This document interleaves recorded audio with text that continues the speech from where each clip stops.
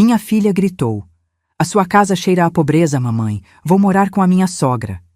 E saiu arrastando as malas. Não disse nada, mas fui até o meu armário e peguei uma caixa escondida com documentos que ela nem sabia que existiam. No dia seguinte, fiz uma ligação. O que aconteceu depois? Sabe aquele momento em que o chão some debaixo dos seus pés? Quando uma palavra atravessa seu peito como uma lâmina gelada e você não consegue nem gritar de dor? Foi exatamente isso que senti naquela tarde de quinta-feira, quando minha única filha me olhou nos olhos e cuspiu aquelas palavras na minha cara. Meu nome é Neuza. Tenho 68 anos, sou viúva há 6 e passei as últimas 3 décadas da minha vida construindo um lar para minha filha Marcela. Não um lar de mármore e lustres caros, mas um lar de verdade. Aquele onde o cheiro de café fresco te acorda de manhã, onde as panelas estão sempre no fogo, onde cada móvel conta uma história. As cortinas de chitão da sala? Costurei com minhas próprias mãos quando Marcela tinha 12 anos. A mesa de madeira da cozinha? Foi onde ensinei a ela todas as receitas da minha mãe. As marcas de lápis na parede do corredor, medíamos a altura dela todo aniversário. Mas nada disso importou naquele momento. Marcela estava de pé na minha sala, com 2 malas grandes ao lado, vestindo aquele conjunto bege caro que eu nunca tinha visto antes. O cabelo preso num coque impecável, unhas feitas, perfume forte que não combinava com ela. Parecia uma estranha, usando o rosto da minha filha. "Cheira a pobreza, mamãe." Ela repetiu, como se a primeira vez não tivesse sido suficiente para me despedaçar. Eu estava com meu avental ainda amarrado na cintura, acabara de tirar do forno um bolo de fubá, o preferido dela desde criança. Minhas mãos tremeram. O silêncio que se instalou naquela sala foi tão pesado que consegui ouvir o relógio da parede marcando cada segundo. Tic-tac, tic-tac, cada batida soando como uma condenação. Vou morar com a Silmara. A casa dela tem ar-condicionado em todos os cômodos. A cozinha é planejada, o box do banheiro é de vidro. Aqui... Ela fez um gesto largo com a mão, como se estivesse espantando uma mosca. "Aqui é tudo velho, apertado, ultrapassado. Não dá mais, mãe. Eu cresci. Tenho um marido agora. Preciso de um lugar à altura." A altura. Aquela palavra ecoou dentro de mim como um sino fúnebre. Fábio, o marido dela, buzinou lá fora pela 3ª vez. Eu nem tinha conhecido direito aquele rapaz. Marcela namorou escondido por meses e, quando apresentou, já veio com data marcada para o casamento. 2 anos de casada e minha filha tinha virado outra pessoa. Ou talvez eu nunca tivesse conhecido quem ela realmente era. Marcela. Minha voz saiu rouca, mínima. "Eu te criei sozinha nessa casa. Quando seu pai morreu, foi aqui que a gente se agarrou uma na outra para não afundar. Cada tijolo dessa casa tem nosso suor, nossas lágrimas, nossas risadas. Exatamente por isso, mãe. Essa casa é um túmulo de memórias velhas. Eu quero viver, não ficar presa no passado." Ela pegou as malas. Silmara entende isso. Ela é moderna, antenada. Ela me ensinou que a gente não pode se acomodar só porque sempre foi assim. Silmara, a sogra perfeita. A mulher que roubou minha filha em menos de 2 anos. Marcela arrastou as malas até a porta. O barulho das rodinhas no piso de cerâmica, aquela cerâmica que instalei com tanto orgulho quando consegui juntar dinheiro suficiente, soou como uma despedida definitiva. "Você não vai me parar?" ela perguntou, com uma sobrancelha erguida, desafiadora. E foi nesse instante que algo dentro de mim mudou. Não foi raiva, não foi mágoa, foi uma clareza fria, cristalina, que tomou conta de cada célula do meu corpo. Olhei para minha filha, essa mulher de 32 anos que eu não reconhecia mais, e percebi que palavras não adiantariam nada, não naquele momento. "Não, Marcela, não vou." Ela piscou surpresa. Talvez esperasse um drama, lágrimas, súplicas. Mas eu já tinha chorado demais na vida. Tinha suplicado demais ao destino quando meu Osvaldo morreu e me deixou sozinha com uma criança de 6 anos. Aprendi que dignidade às vezes mora no silêncio. Ótimo, então está resolvido. Ela abriu a porta. A luz da tarde entrou violenta, iluminando cada canto daquela sala que ela acabara de chamar de pobre.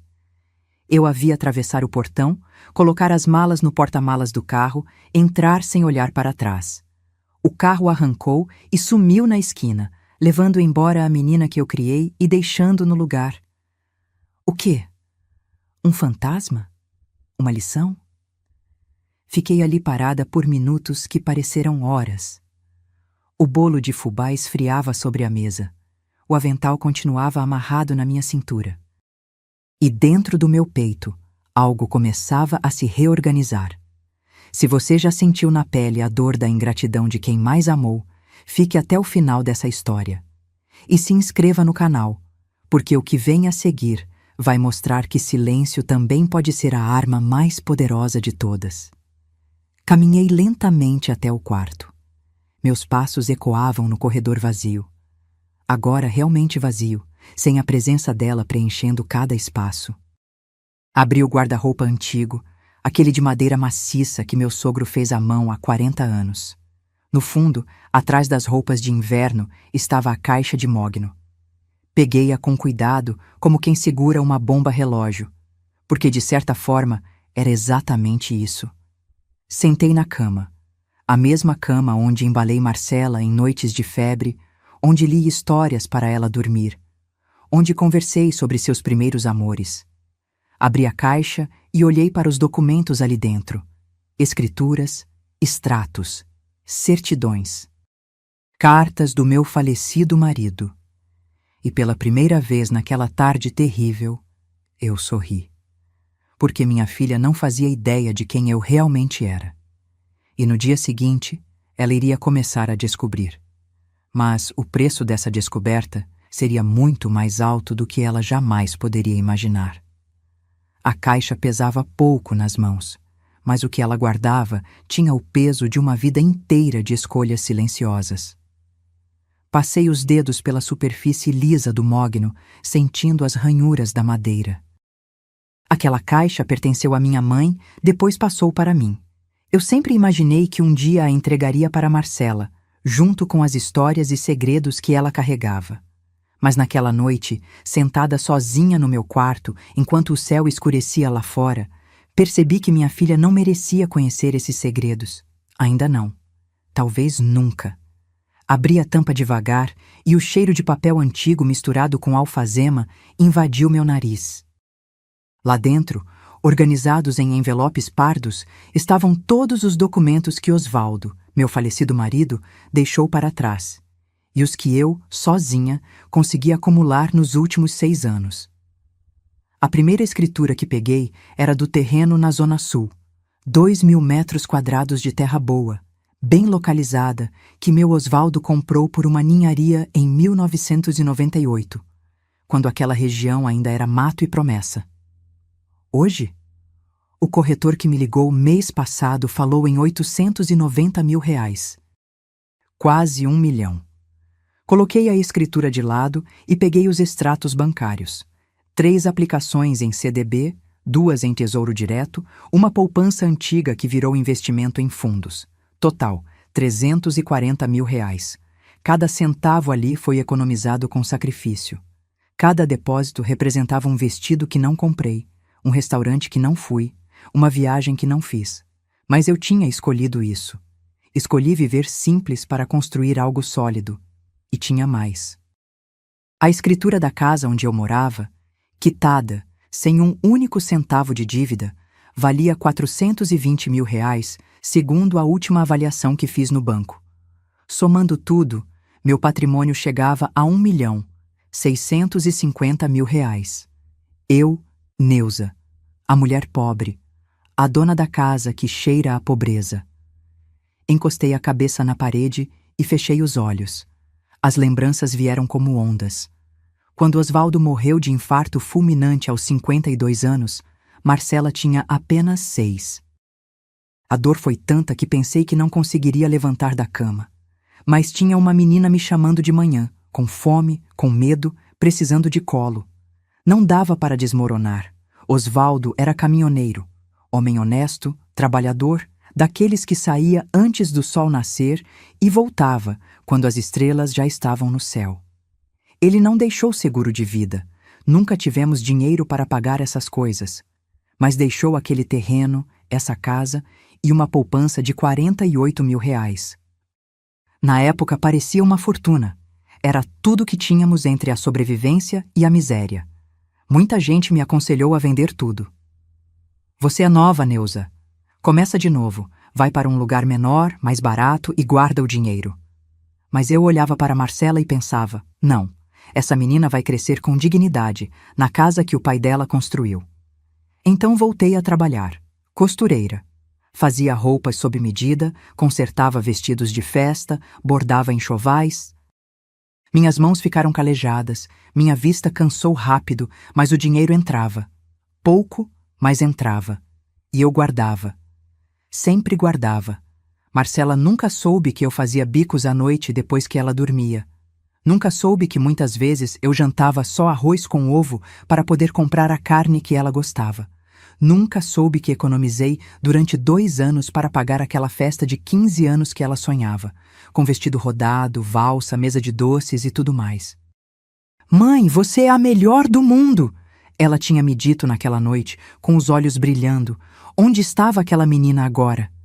Balancei a cabeça, afastando a melancolia. Não era hora de fraquejar. Continuei revirando a caixa. Tinha ali também a certidão de óbito do Osvaldo, nosso certificado de casamento, as certidões de nascimento. Documentos que contavam nossa história. Uma história simples, mas verdadeira. E no fundo, amarradas com um barbante vermelho desbotado, estava um maço de cartas. Cartas que Osvaldo me escreveu quando namorávamos, e ele viajava pelo Brasil inteiro com o caminhão. Cartas de amor puro, daquele tipo que não existe mais. Ele não era homem de muitas palavras faladas, mas na escrita ele colocava a alma para fora. Peguei uma carta aleatória e li o primeiro parágrafo. Neuza, meu amor, hoje passei por Minas e vi o pôr do sol mais bonito da minha vida. Mas sabe o que pensei? Que ele não chegava nem perto da beleza dos seus olhos quando você sorri. Tô contando os dias para voltar e te abraçar de novo. Uma lágrima escorreu pelo meu rosto antes que eu pudesse impedir. Osvaldo tinha sido um homem bom. Um homem que me ensinou o significado de parceria, de respeito, de amor verdadeiro. E eu tinha tentado passar esses valores para Marcela, mas em algum lugar do caminho eu falhei. Ou talvez algumas pessoas simplesmente escolhem quem querem ser, não importa o que a gente ensine. Guardei as cartas de volta e peguei meu celular. Já passava das 8 da noite. Liguei para o Dr. Henrique, meu advogado. Ele tinha cuidado dos trâmites do inventário quando Osvaldo morreu, e desde então era ele quem organizava minha papelada. Neuza, tudo bem? A voz dele soou preocupada. Raramente eu ligava fora do horário comercial. Dr. Henrique, preciso marcar uma reunião urgente. Amanhã, se possível. Claro. Aconteceu algo? Respirei fundo. Preciso fazer algumas mudanças no meu testamento e quero criar um fundo de proteção patrimonial. Pode ser? Houve uma pausa do outro lado da linha. Neuza, posso perguntar o motivo? Quando a gente se ver, eu explico. Está bem. Amanhã às 10 da manhã no meu escritório. Serve? Serve. Obrigada, doutor. Desliguei e fiquei olhando para o celular. Nenhuma mensagem de Marcela. Nenhuma ligação. Cheguei bem, mãe. Nada. Levantei da cama e caminhei até a janela. A rua estava quieta, iluminada apenas pelos postes amarelados. Minha vizinha, Dona Carmélia, regava as plantas na varanda. Acenou para mim quando me viu. Acenei de volta. Aquela era minha vida. Simples, comum. Mas era minha. E tinha valor. Voltei para a caixa e peguei a última coisa que estava ali. Uma foto antiga, meio amarelada. Eu, Osvaldo e Marcela bebê. Estávamos na pracinha perto de casa, sentados num banco de madeira. Osvaldo segurava Marcela no colo. Eu estava abraçada nele. E os 3 sorriam para a câmera, felizes, completos. Osvaldo, Sussurrei para a foto. Nossa filha cresceu e esqueceu de onde veio. Esqueceu o que você batalhou, o que eu sofri. Ela olha para mim e vê pobreza. Mas eu vou ensinar a ela o que é riqueza de verdade. Nem que eu precise quebrar ela no processo. Guardei tudo de volta na caixa, fechei bem fechada e voltei a colocar no fundo do guarda-roupa. Amanhã começaria minha contraofensiva, porque minha filha ia aprender uma lição que eu deveria ter ensinado há muito tempo. Respeito não se pede, se conquista. E quem esquece suas raízes acaba descobrindo, tarde demais, que estava construindo castelos na areia. Apaguei a luz do quarto, mas o sono não veio. Fiquei deitada no escuro, olhando para o teto, planejando cada passo do que viria a seguir.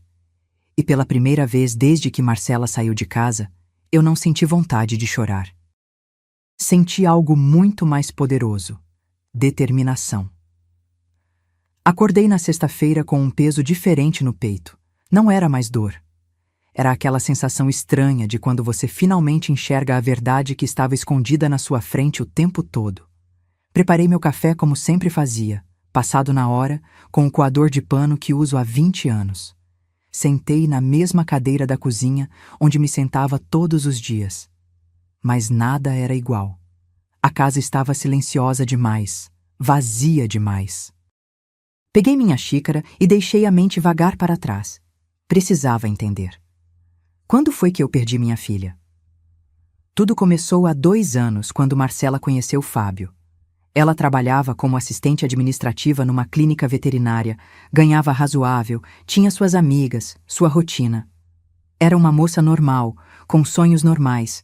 Falava em fazer faculdade de pedagogia, em viajar para o Nordeste nas férias. Gostava de assistir novela comigo, de fazer pipoca no domingo à tarde. Então, apareceu ele. Fábio era representante comercial, sempre bem vestido, carro zero, perfume importado. E tinha uma mãe, Silmara. A mulher que se tornaria minha pior inimiga sem eu nem perceber. Lembro exatamente do dia em que Marcela trouxe Fábio aqui em casa pela primeira vez. Foi num sábado de março, logo depois do almoço. Eu tinha feito galinhada, aquela receita que minha mãe me ensinou, com quiabo e açafrão. Coloquei a mesa bonita, toalha de crochê, os pratos bons que só usava em ocasiões especiais. Fábio foi educado. Elogiou a comida, agradeceu, falou que estava tudo delicioso. Mas eu vi o jeito que ele olhou para a casa quando entrou. Aquele olhar rápido, avaliativo, que varreu a sala em 3 segundos e catalogou tudo. Móveis velhos, televisão pequena, sofá surrado, cortinas desbotadas. E vi pior ainda, vi Marcela percebendo o olhar dele.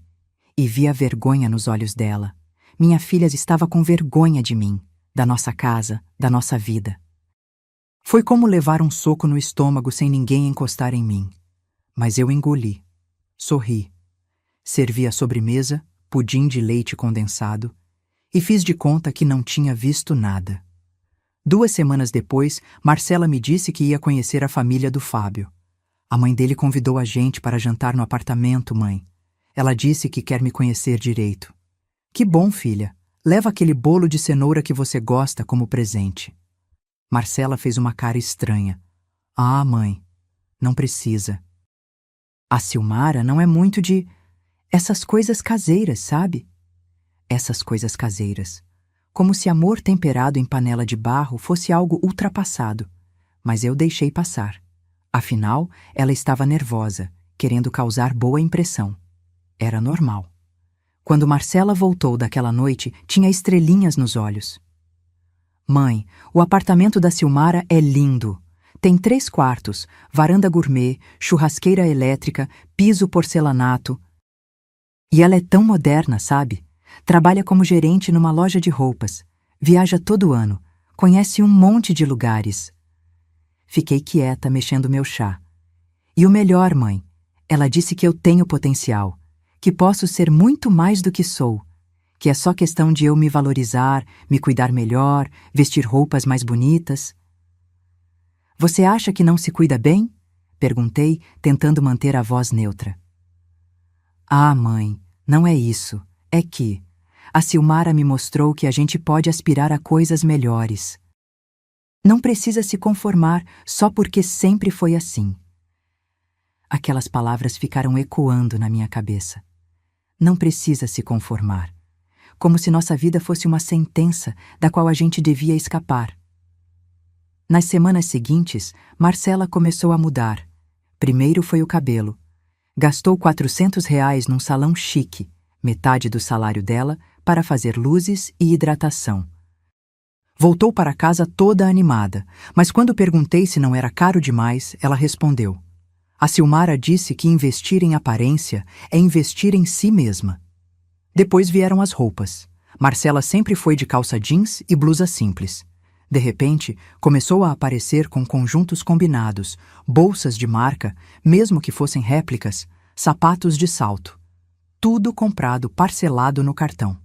Filha, você está se endividando. Tentei alertar. Mãe, por favor, a senhora não entende. Hoje em dia a imagem é tudo. A Silmara me ensinou isso. Silmara. Sempre Silmara. A mulher tinha virado uma espécie de guru para minha filha. Tudo o que ela dizia era lei. Tudo o que ela fazia era exemplo. Eu comecei a me sentir pequena, apagada.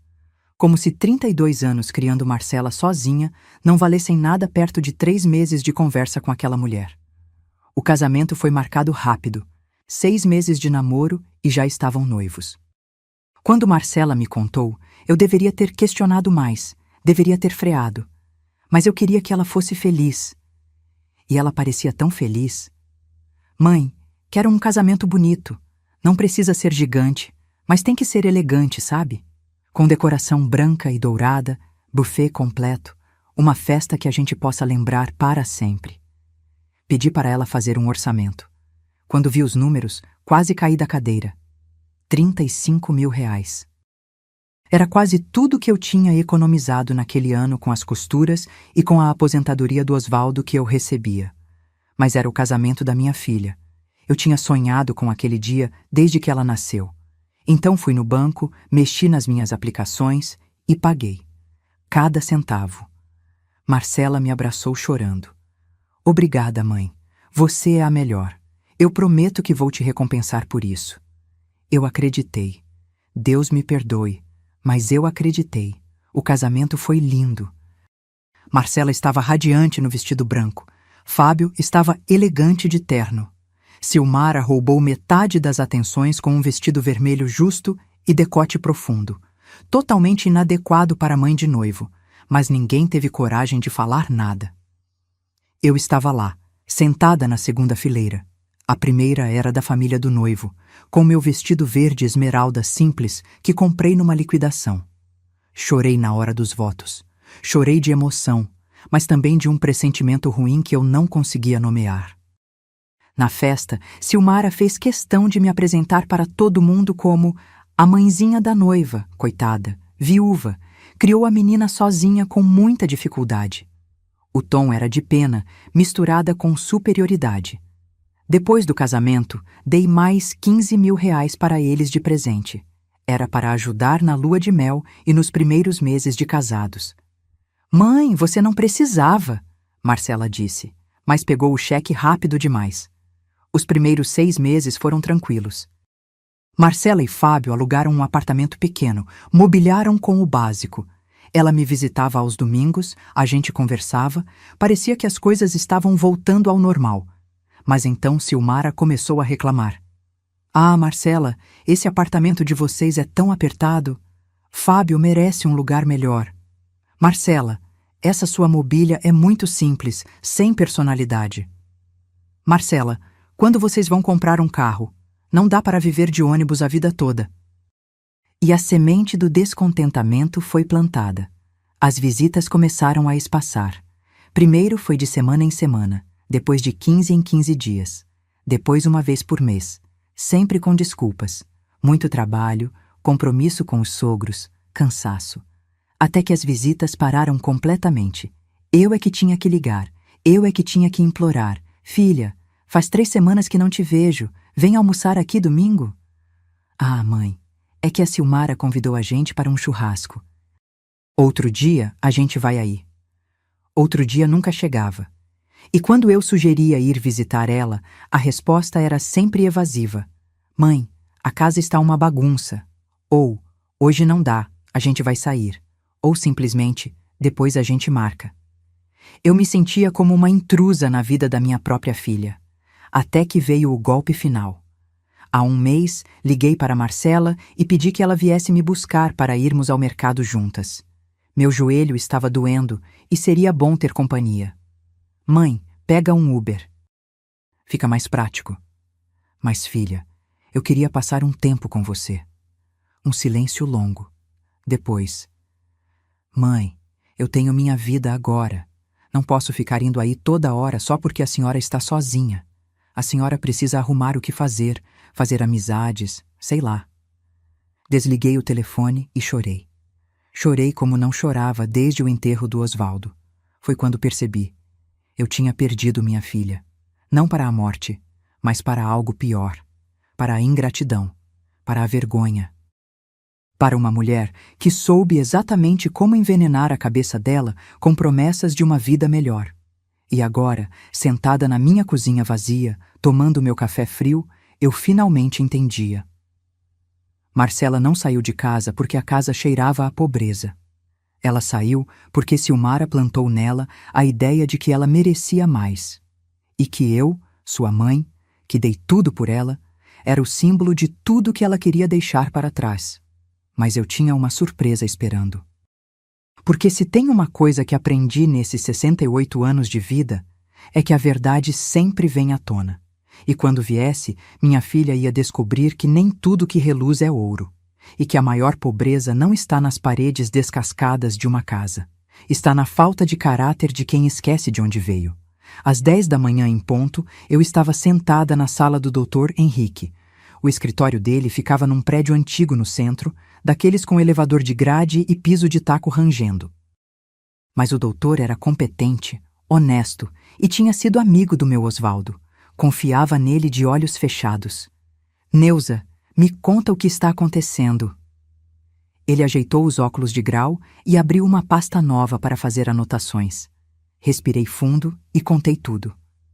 A saída de Marcela, a frase sobre a casa cheirar a pobreza, a escolha de morar com a sogra. Cada palavra saía pesada, mas necessária. Dr. Henrique me ouviu em silêncio, apenas balançando a cabeça aqui e ali. Quando terminei, ele tirou os óculos e esfregou o rosto com as mãos. Neuza, sinto muito. Não devia ser assim. Pois é, doutor. Mas não vim aqui buscar pena. Vim buscar solução. Ele sorriu de canto. Sempre foi determinada. O Osvaldo tinha orgulho disso. Então me ajude. Quero proteger meu patrimônio. Quero fazer mudanças no testamento. E quero entender exatamente o que posso fazer para que minha filha não colha os frutos de uma árvore que ela acabou de cuspir. Passamos a manhã inteira organizando documentos. Dr. Henrique me explicou as opções, os caminhos legais, as proteções possíveis. Saí de lá com um plano traçado e documentos para assinar na semana seguinte.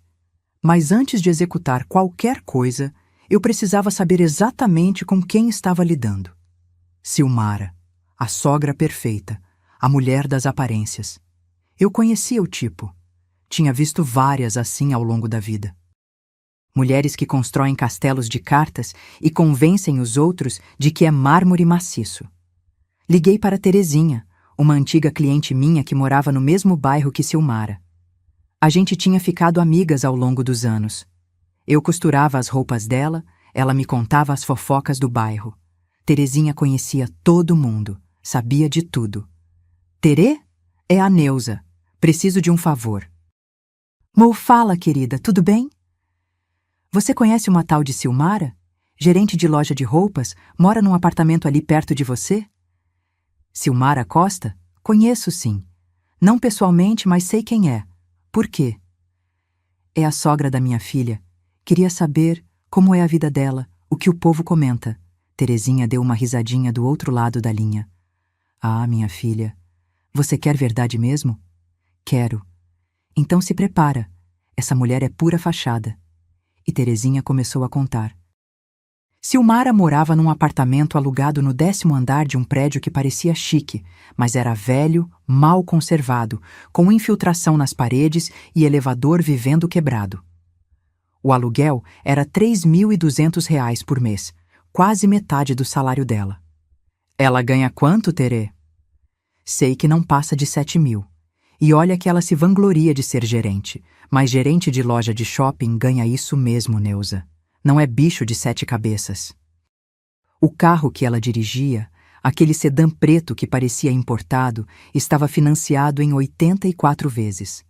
Ainda devia R$ 78.000. As parcelas estavam atrasadas há 2 meses. Como você sabe disso? Minha sobrinha trabalha no banco onde ela tem conta. Não pode falar oficialmente, mas me contou nos bastidores. A mulher está com o nome sujo, Neuza. Cartões estourados, cheque especial no limite. Senti um frio na espinha. Quanto de dívida? Nos cartões, uns 43.000, fora o carro e o aluguel atrasado. Silmara estava afundada em dívidas. E minha filha tinha ido morar com ela, achando que estava subindo na vida. Tem mais, Neuza. O povo aqui comenta que ela vive pedindo dinheiro emprestado. Já tentou pegar com a síndica, com vizinhos, com colegas de trabalho, sempre com desculpa bonita.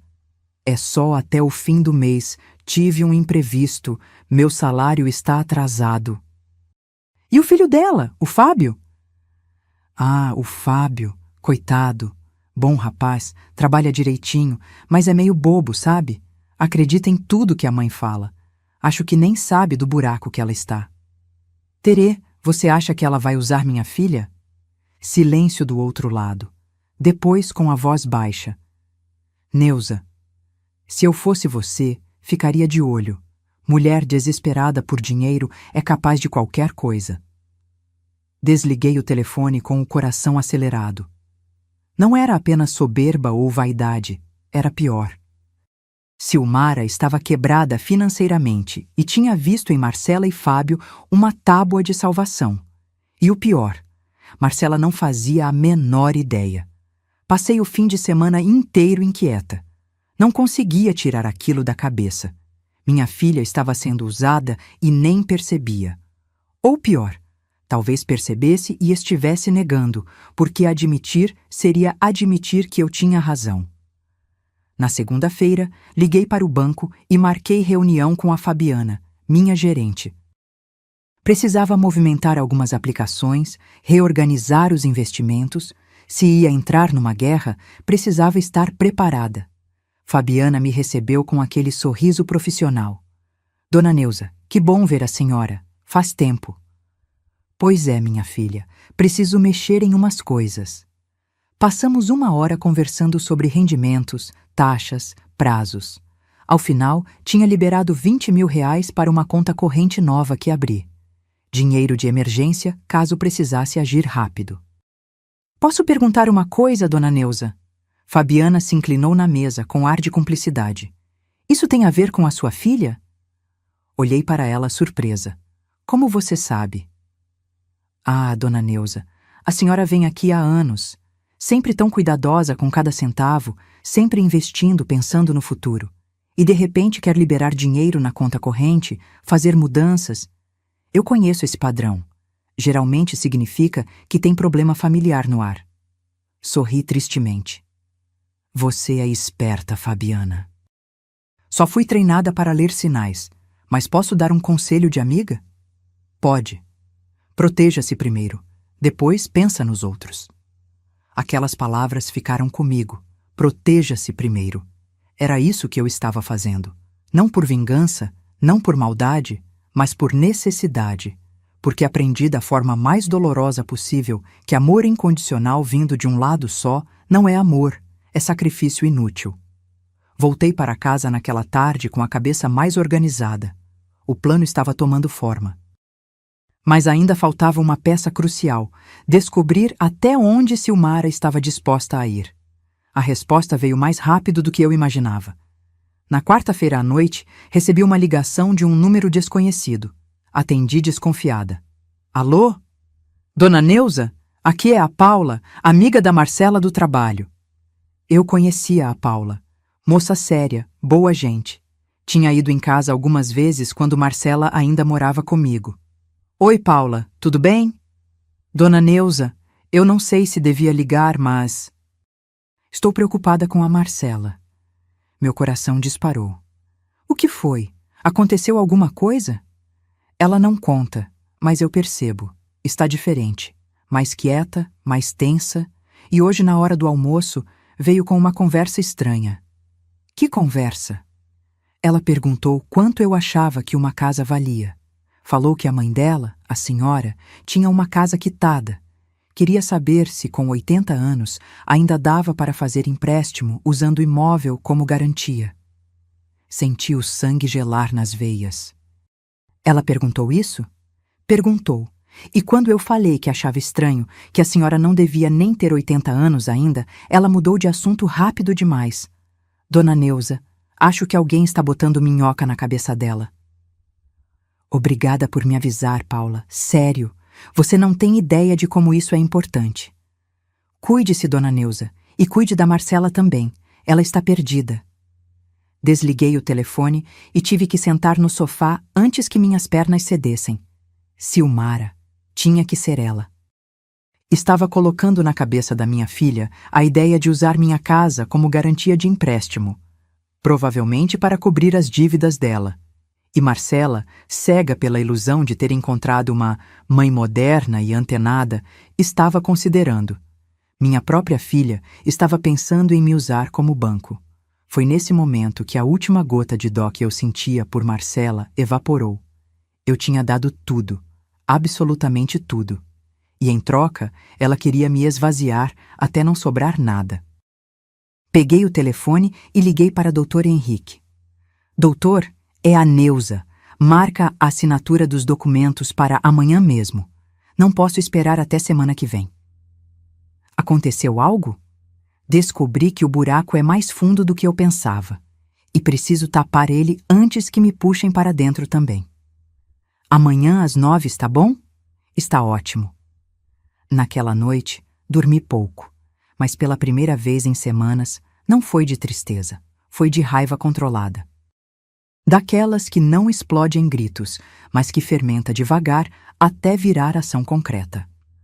Silmara tinha declarado guerra sem saber, e eu, Neuza, costureira aposentada, viúva, mãe desprezada, estava prestes a mostrar a ela e a minha filha que subestimar uma mulher de 68 anos com uma vida inteira de luta nas costas era o maior erro que elas podiam cometer. O jogo tinha começado. E eu não pretendia perder. Quinta-feira, 9 da manhã. Eu estava novamente no escritório do doutor Henrique, mas dessa vez não havia espaço para dúvidas ou hesitações. Coloquei a bolsa na cadeira ao lado e sentei ereta, com a postura de quem sabe exatamente o que quer. Vamos começar? O doutor abriu a pasta com os documentos que tinha preparado. Vamos! E quero fazer tudo hoje, sem deixar nada para depois. Ele assentiu e começou a me explicar cada documento. O Novo Testamento estava ali, impresso em 3 vias, com todos os carimbos e selos necessários. Mas antes de assinar, eu quis revisar cada linha, cada vírgula. Não podia haver margem para erro. O documento era claro: 70% do meu patrimônio total iria para o Lar dos Idosos, São Vicente de Paula. Uma instituição que eu conhecia bem, que cuidava de senhores e senhoras abandonados pela própria família. 20% ficaria para Célia, minha prima de 2º grau, que sempre me tratou com carinho, mesmo morando em outro estado e só nos falando por telefone. E apenas 10%, R$ 165 mil, seria destinado a Marcela. Mas tinha uma condição. Uma cláusula que o Dr. Henrique sugeriu e que eu aceitei na hora. Marcela só receberá a herança se cumprir 200 horas de trabalho voluntário no Lar São Vicente, com registro e comprovação, e se escrever uma carta pública de retratação pelo desrespeito cometido, a ser lida perante a família e registrada em cartório. Assinei embaixo do meu nome com a mão firme, sem tremer. Sem arrependimento. Tem mais uma coisa, doutor. Essa casa aqui... Apontei para a escritura que estava sobre a mesa. Quero doar em vida. Quero tirar do meu nome agora. Dr. Henrique franziu a testa. Neuza, tem certeza? Doar em vida é irreversível. Você não vai poder voltar atrás. Tenho certeza. E sei exatamente para quem vai. Para quem? Minha sobrinha Jéssica, filha do meu primo que faleceu há 3 anos. A menina tem 22 anos, está terminando a faculdade de enfermagem, mora num quartinho alugado e se vira como pode. Sempre me respeitou, sempre me visitou, sempre me tratou com carinho. O doutor fez algumas anotações. Vai precisar avisar ela, fazer a transferência oficial, pagar os impostos. Eu pago tudo. Quero que fique registrado que a casa não é mais minha. Assim, quando Marcela vier atrás querendo usar como garantia de empréstimo, não vai ter o que usar. Doutor. Henrique me olhou por cima dos óculos. Então, você já sabe que ela está pensando nisso. Já, e não vou permitir. Assinamos todos os documentos. Procurações, escrituras, termos de doação. 3 horas depois, saí daquele escritório com uma pasta cheia de papéis que representavam minha liberdade. Minha casa não era mais minha, mas também não era da minha filha. Minha herança estava protegida. Meu patrimônio estava blindado. Agora vinha a segunda parte do plano. Fui direto do escritório do advogado para o banco. Fabiana me recebeu com aquele mesmo sorriso eficiente. Dona Neuza, de novo por aqui? Pois é, minha filha, preciso fazer mais umas movimentações. Expliquei o que queria: criar um fundo de proteção patrimonial, transferir alguns investimentos para aplicações que não pudessem ser tocadas por terceiros, garantir que ninguém teria acesso aos meus recursos além de mim mesma. Fabiana trabalhou rápido. Em 1 hora, estava tudo reorganizado. Pronto, dona Neuza. Agora seus bens estão protegidos. Ninguém consegue mexer sem a sua autorização expressa, registrada em cartório. Perfeito. Mas eu ainda não tinha terminado. Fabiana, você conhece algum investigador particular? Ela piscou, surpresa. Investigador? Para quê? Preciso de informações sobre alguém. Dados financeiros, dívidas, histórico de crédito. Tudo dentro da legalidade, mas preciso saber exatamente com quem estou lidando. Fabiana hesitou por um segundo, depois pegou um cartão de visitas numa gaveta. Esse rapaz é sério. Já fez alguns trabalhos para clientes do banco. Discreto e eficiente. Peguei o cartão. Rodrigo Almeida, investigações particulares. Obrigada. Liguei para ele ainda no estacionamento do banco. Rodrigo, me chamo Neuza. A gerente Fabiana me passou seu contato. Preciso de uma investigação. Claro, dona Neuza. Pode me passar os detalhes?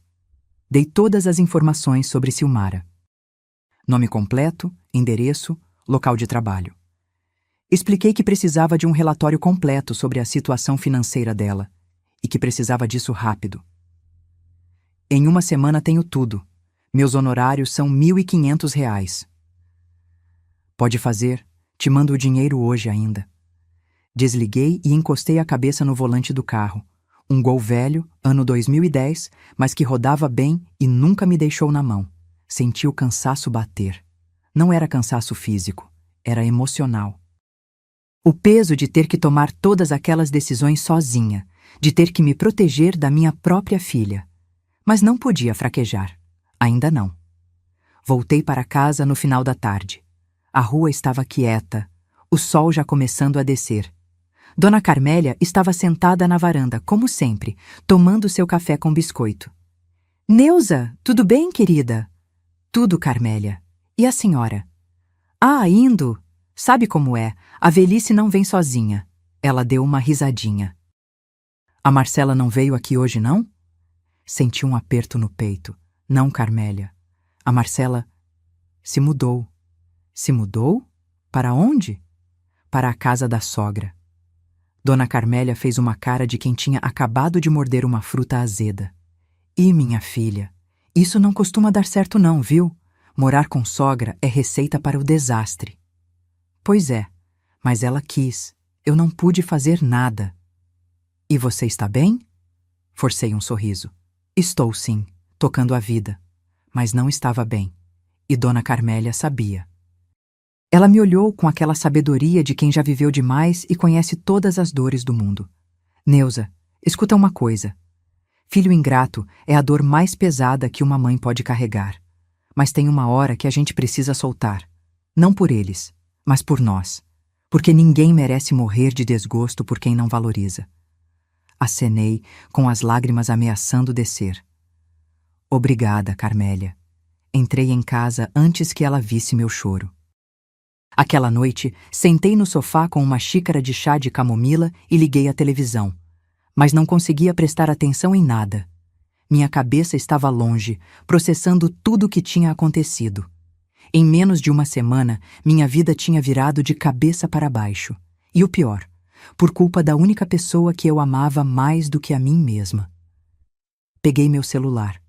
Nenhuma mensagem de Marcela. Nenhuma ligação. Como se eu tivesse deixado de existir. Fui até o quarto e abri novamente a caixa de mogno. Peguei uma das cartas do Osvaldo e li em voz alta, só para ouvir aquelas palavras preencherem o silêncio da casa.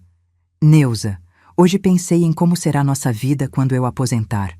Vou ter tempo de consertar aquele telhado que está vazando, de pintar a casa inteira, de plantar flores no quintal.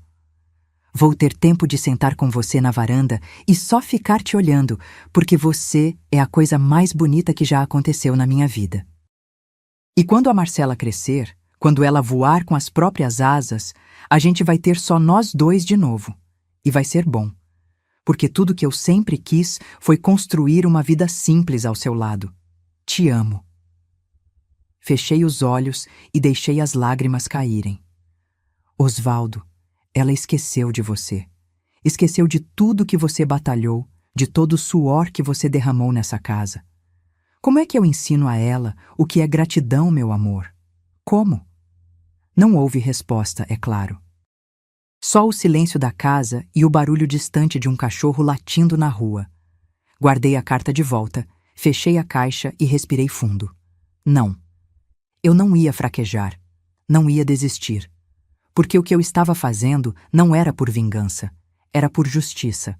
Era para ensinar a Marcela algo que eu deveria ter ensinado há muito tempo. Que dignidade não se negocia. Que respeito não é opcional. Que amor verdadeiro não se mede em metros quadrados de apartamento ou em carros importados. E se para aprender isso ela precisasse cair, então que caísse. Porque eu estaria ali para levantá-la, mas não antes dela entender o valor daquilo que desprezou. Na sexta-feira de manhã, acordei com uma ligação. Era o Rodrigo, o investigador. Dona Neuza, já tenho as primeiras informações.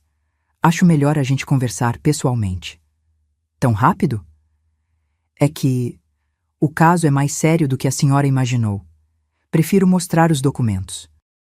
Marcamos para aquela mesma tarde, num café discreto perto da minha casa. Quando cheguei, Rodrigo já estava lá. Homem de uns 40 anos, terno simples, cara de quem lida com podres o dia inteiro e não se surpreende mais com nada. Ele abriu uma pasta e começou a mostrar os papéis. Dona Neuza, essa Silmara está num buraco sem fundo. As dívidas são piores do que eu imaginava. 78 mil no financiamento do carro, 43 mil em cartões. Mas tem mais.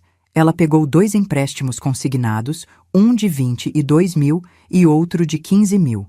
Está pagando juros sobre juros.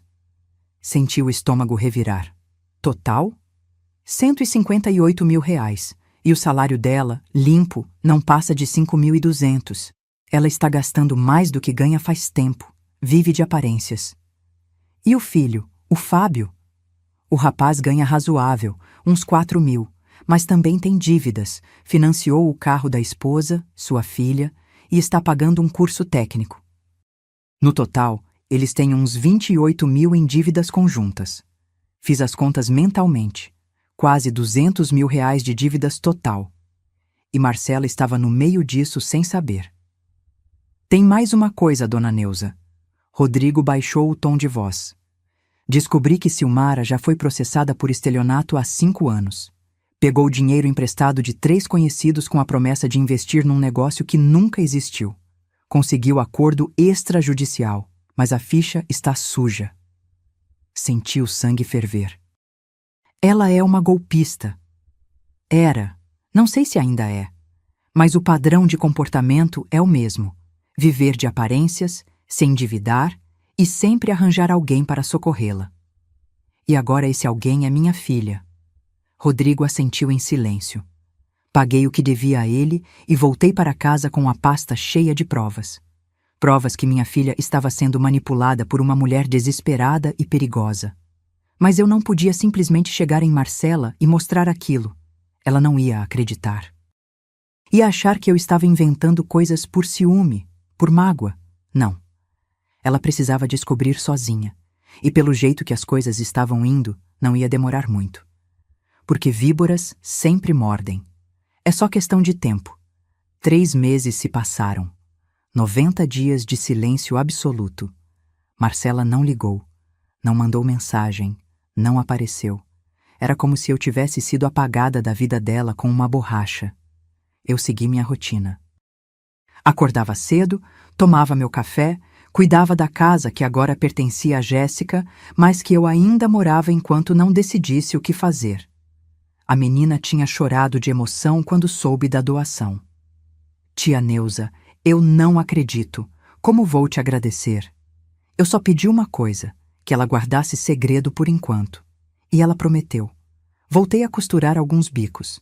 Não por precisar do dinheiro, mas porque minhas mãos precisavam estar ocupadas para a cabeça não surtar.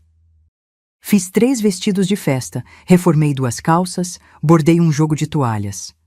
Cada ponto na agulha era uma maneira de não pensar na dor que carregava no peito. Dona Carmélia vinha tomar café comigo todo final de tarde. Ela não perguntava sobre Marcela, mas eu sabia que percebia meu sofrimento.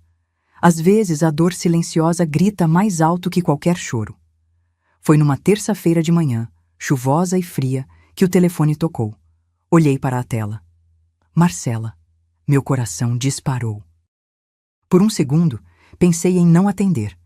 Deixar tocar até cair na caixa postal, como ela tinha feito comigo tantas vezes. Mas algo mais forte me fez deslizar o dedo e aceitar a chamada. Alô? Do outro lado, soluços. Choro desesperado, daqueles que cortam a respiração. Mãe, mãe, eu preciso falar com a senhora. Todo meu corpo ficou em alerta. Marcela? O que foi? Você está bem? Aconteceu alguma coisa?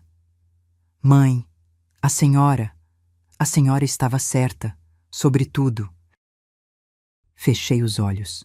Não senti vitória. Senti apenas uma tristeza profunda, pesada como chumbo.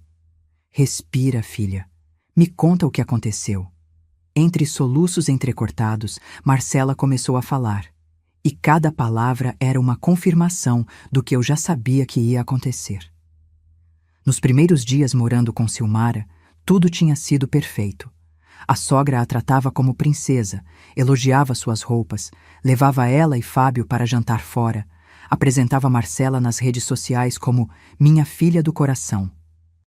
Marcela se sentiu acolhida, especial, parte de algo melhor. Mas depois de 2 semanas, Silmara começou a mudar o discurso. Marcela, querida, você se importa de ajudar com as compras do mês? É que meu salário atrasou. Marcela pagou. R$ 600 no supermercado.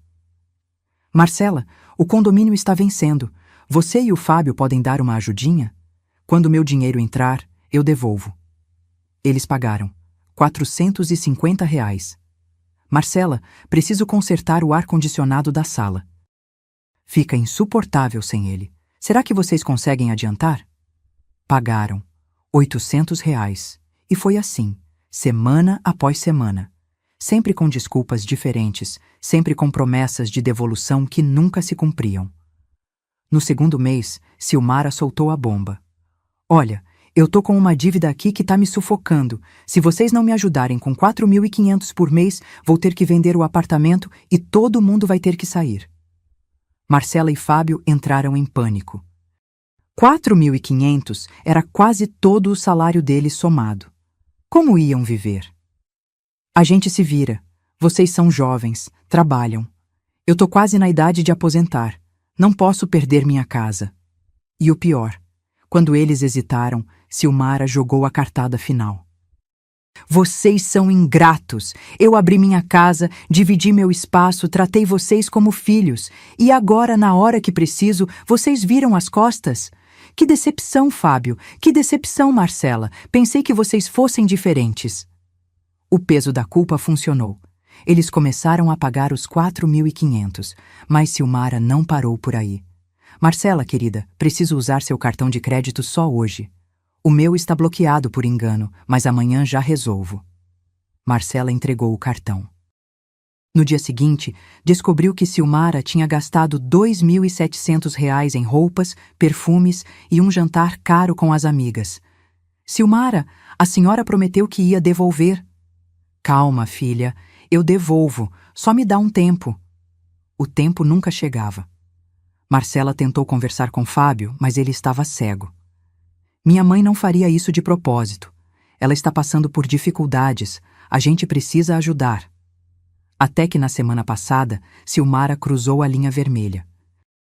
Marcela chegou em casa do trabalho e encontrou a sogra fuçando em suas coisas. Tinha achado o talão de cheques que Marcela guardava para emergências. Silmara, o que a senhora está fazendo? Ah, Marcela, achei que você não fosse se importar. Preciso pagar uma conta urgente. Só vou pegar emprestado. Não, esse dinheiro é nosso, é para emergências. O rosto de Silmara mudou. A máscara de sogra amorosa caiu e deu lugar a uma expressão fria, calculista. Ouve aqui, mocinha. Você está morando na minha casa, comendo da minha comida, usando minha água, minha luz. Se você não gosta das regras aqui, a porta está ali. Pode pegar suas malas e voltar para aquela casa fedorenta da sua mãe. Marcela ficou paralisada. Aliás, Silmara continuou com um sorriso maldoso. Aposto que aquela casinha velha deve valer uns 300 mil, né? Sua mãe não faz nada com aquilo. Por que você não convence ela a fazer um empréstimo usando a casa como garantia? A gente pega uns 80 mil, resolve minha situação aqui e sobra até para vocês. Foi ali que Marcela finalmente acordou. Silmara não queria ajudá-la. Queria usá-la. E estava de olho na minha casa, no meu patrimônio, em tudo que eu tinha construído. Mãe, eu fui tão burra. Marcela chorava sem parar do outro lado da linha. A senhora tentou me avisar e eu não escutei. Eu te tratei mal, te desrespeitei, joguei na sua cara coisas horríveis. E agora eu não tenho para onde ir. Respirei fundo. Cada fibra do meu ser queria dizer: vem para casa, filha. Mas eu sabia que não podia. Não ainda. Porque se eu cedesse agora, Marcela não aprenderia nada. Ia achar que podia me pisar sempre que quisesse e voltar correndo quando precisasse. Marcela, você me magoou muito. Eu sei, mãe. Eu sei. Me desculpa. Me desculpa. Não é só questão de pedir desculpas. Você me chamou de pobre. Disse que minha casa fede. Me abandonou sem olhar para trás. Eu estava errada. Eu estava completamente errada. E agora quer voltar porque a situação ficou ruim para você. Não porque realmente se arrependeu. Não porque realmente entendeu o que fez. Silêncio do outro lado. Apenas o choro baixinho. Marcela, você é adulta. Tem marido. Tem emprego. Arruma um lugar para vocês morarem. Um apartamento pequeno, simples, mas que seja de vocês. Aprende a viver dentro das suas possibilidades. Mas, mãe, eu gastei tudo. Não tenho mais nada guardado. Dei tudo para a Silmara. Então, aprende com o erro. Pede demissão se for preciso, procura outro emprego. Pede ajuda para o Fábio resolver a situação com a mãe dele. Mas não vem correndo para mim esperando que eu resolva. A senhora não vai me ajudar? Minha voz saiu firme, mesmo com o coração despedaçado. Não do jeito que você quer. Você fez escolhas, Marcela. Agora precisa lidar com as consequências. Mas eu sou sua filha. E justamente por isso eu preciso te ensinar a andar com as próprias pernas, porque eu não vou estar aqui para sempre. Ouvi o choro dela aumentar. Quis voltar atrás, quis dizer que estava tudo bem, que eu perdoava, que ela podia vir. Mas mordi a língua. Mãe, eu não tenho mais ninguém. Você tem o Fábio, você tem suas amigas, você tem suas colegas de trabalho, e você tem a si mesma. Aprende a se virar, Marcela. Porque a vida não espera a gente estar pronta. Houve um longo silêncio. Depois, com a voz pequena, quebrada. Eu entendo. A senhora está certa de estar brava comigo. Não estou brava. Estou magoada e cansada. Eu vou dar um jeito. E quando eu conseguir, quando eu tiver resolvido isso, posso te ligar de novo. Fechei os olhos, sentindo as lágrimas escorrerem pelo meu rosto. Pode, mas só quando você realmente tiver aprendido alguma coisa. Tá bom, mãe. Me desculpa. Por tudo. Ela desligou. E eu fiquei ali, segurando o telefone, chorando em silêncio na minha cozinha vazia. Dona Carmélia apareceu na janela minutos depois. Devia ter ouvido meu choro. Neuza, quer companhia? Acenei que sim. Ela entrou devagar, preparou 2 cafés, sentou do meu lado e segurou minha mão. Não disse nada. Só ficou ali. Porque às vezes não precisamos de palavras, só de presença. Naquela tarde, chorei tudo que tinha segurado por 3 meses. Chorei pela filha que eu perdi. Chorei pela mulher que ela tinha se tornado. Chorei por ter que ser dura quando tudo que eu queria era ser mãe. Mas no fundo do meu coração, eu sabia que estava fazendo a coisa certa. Porque amor verdadeiro às vezes precisa doer para ensinar. E se Marcela ia aprender, dependia só dela. Eu tinha feito minha parte. Agora era com ela. E com o tempo. 2 semanas se arrastaram como 2 anos. Cada manhã eu acordava com um aperto no peito, me perguntando se tinha feito a escolha certa. Cada noite eu deitava na cama repassando a conversa com Marcela, questionando se não tinha sido dura demais, fria demais, cruel demais. Mas então eu lembrava da frase: "Sua casa cheira a pobreza, mamãe." E a firmeza voltava. Foi num sábado de manhã, quase 10 horas, que ouvi o barulho de um carro parando em frente ao portão.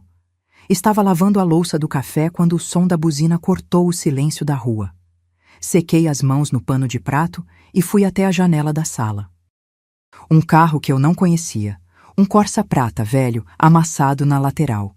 Marcela saiu do banco do passageiro.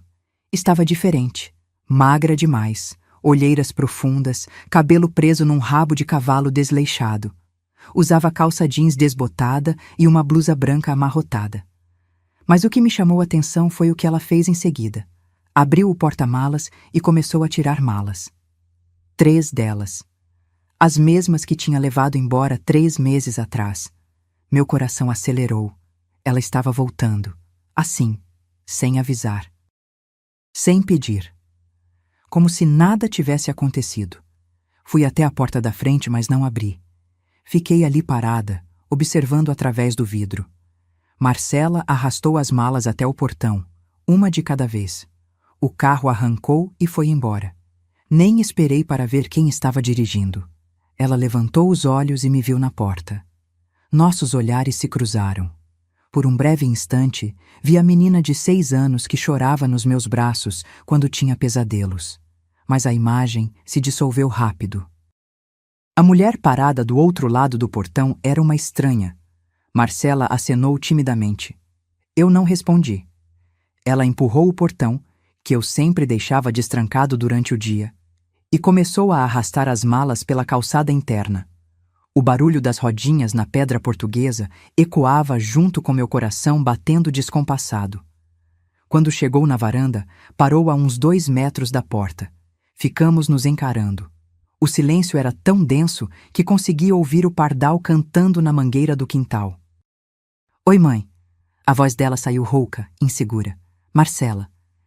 Meu tom era neutro, nem frio nem caloroso, apenas vazio. "Eu posso entrar?" Depende, para quê? Ela piscou, surpresa com a pergunta. Como assim para quê? É minha casa, não é? E ali estava, a presunção, a arrogância mal disfarçada de inocência. Não, Marcela, não é. Mãe, eu cresci aqui, morei aqui a vida toda até você sair e dizer que aqui cheira a pobreza. Minha voz estava firme agora.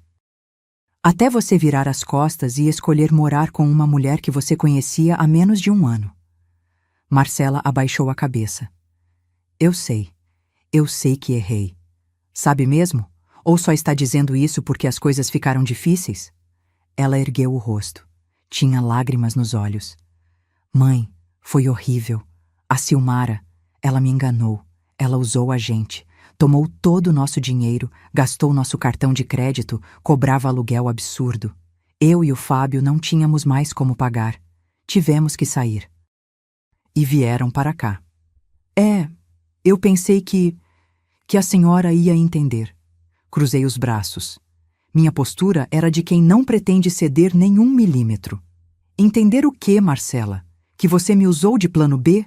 Que a casa que cheira a pobreza agora serve porque não tem para onde ir? Não é assim, mãe. Então como é?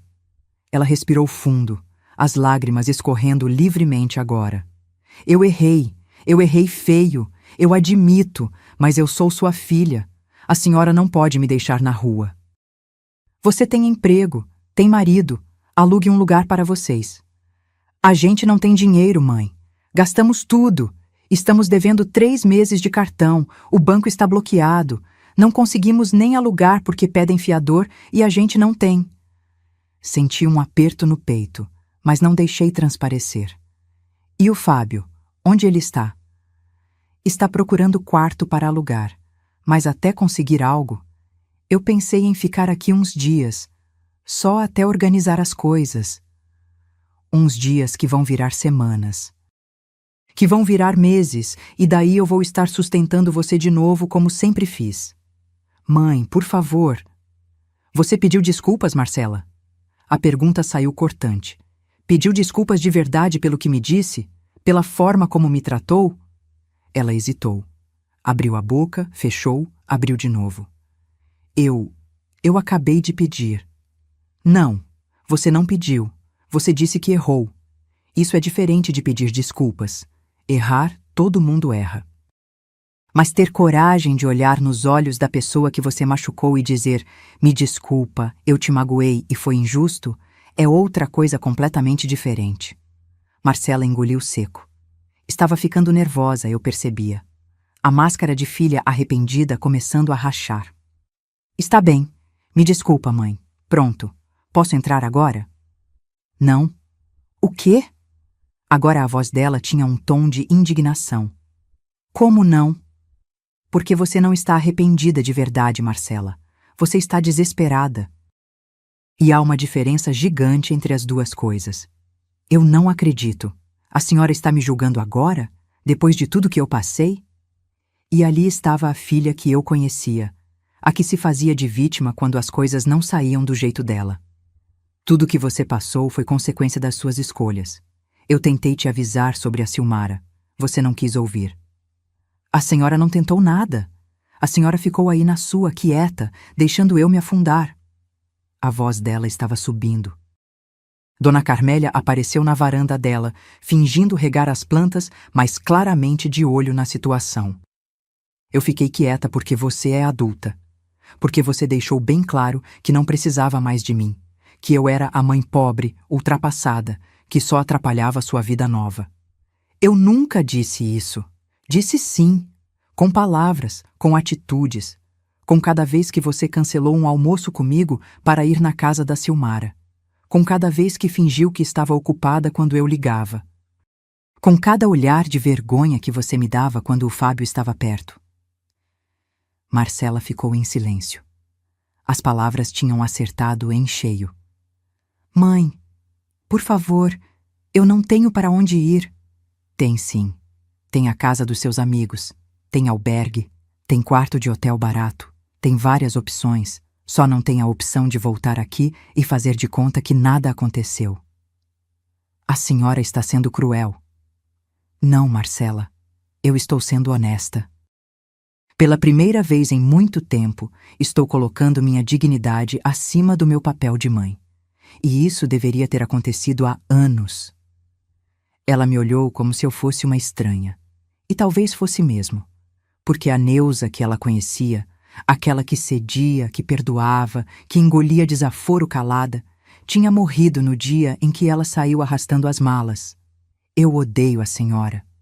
Marcela cuspiu as palavras com veneno. A senhora é egoísta, mesquinha, rancorosa. Cada adjetivo doía. Mas eu não deixei mostrar. Pode ser, mas não sou mentirosa, não sou manipuladora e não abandonei ninguém. Você fez isso sozinha. Marcela pegou as malas com violência, as lágrimas agora misturadas com raiva. Está bom, eu vou embora e não volto nunca mais, nunca mais.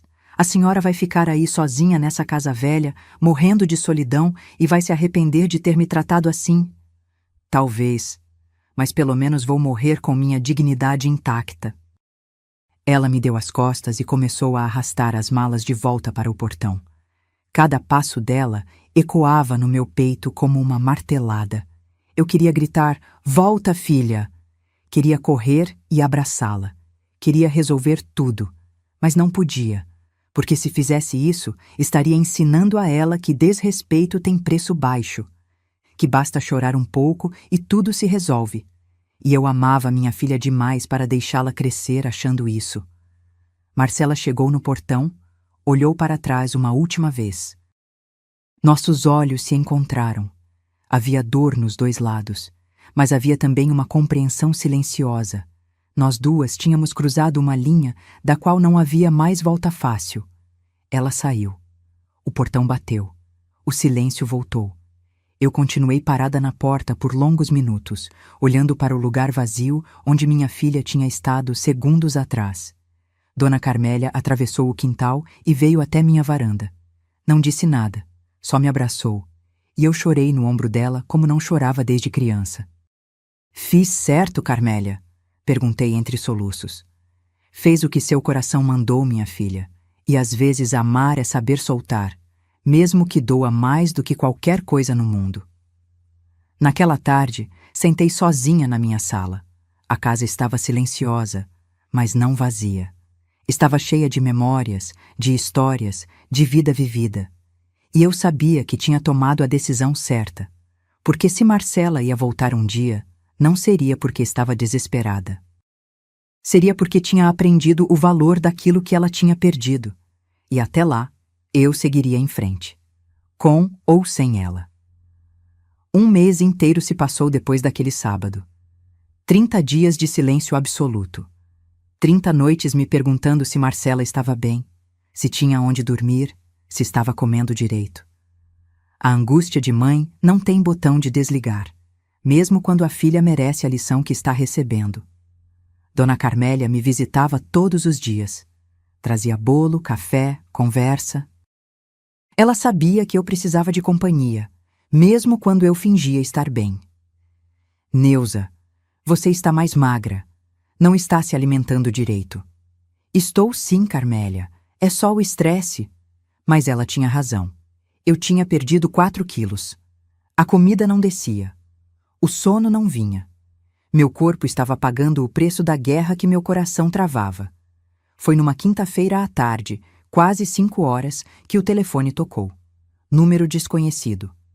Alô? Dona Neuza? Aqui é o Fábio, meu genro. O rapaz que eu mal conhecia e que tinha sido cúmplice silencioso de tudo o que aconteceu. Fábio, o que você quer? A voz dele saiu tímida, quase envergonhada. Dona Neuza, eu preciso conversar com a senhora, pessoalmente.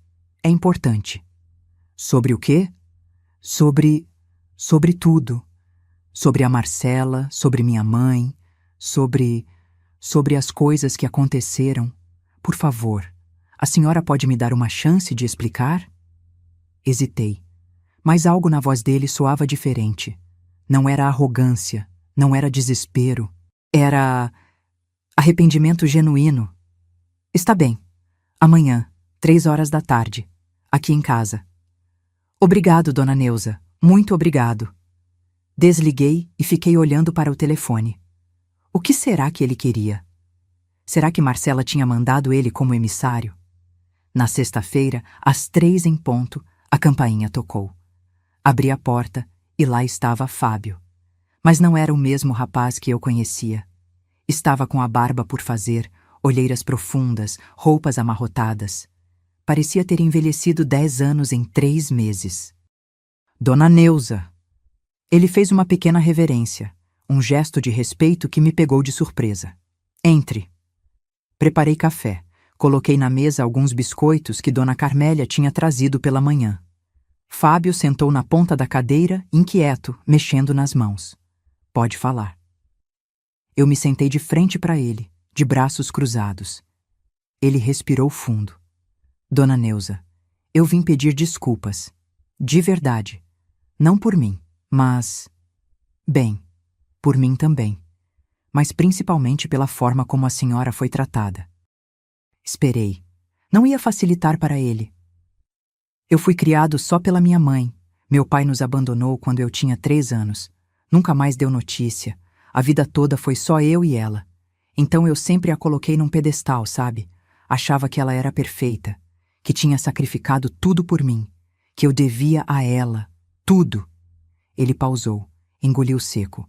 Quando conheci a Marcela, me apaixonei de verdade. Ela era... diferente de todas as mulheres que conheci. Simples, verdadeira, trabalhadora.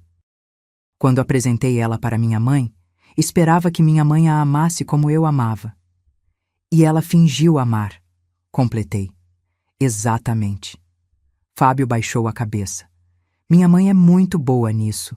Fingir, manipular. Eu demorei anos para perceber, mas ela sempre foi assim. Quando eu era criança, ela fazia eu me sentir culpado por qualquer coisa. Se ela estava triste, era minha culpa. Se ela estava com dívidas, era porque gastou comigo. Eu cresci achando que devia tudo a ela. E aí vocês se casaram. Sim. E quando começamos a morar com ela, no começo foi bom. Ela elogiava a Marcela, tratava ela bem. Mas aos poucos, as cobranças começaram. Primeiro pequenas, depois cada vez maiores. Fábio esfregou o rosto com as mãos. Eu era cego, dona Neuza. Sempre que a Marcela reclamava, eu defendia minha mãe. Ela está passando por dificuldades. Ela criou a gente sozinha. A gente precisa retribuir.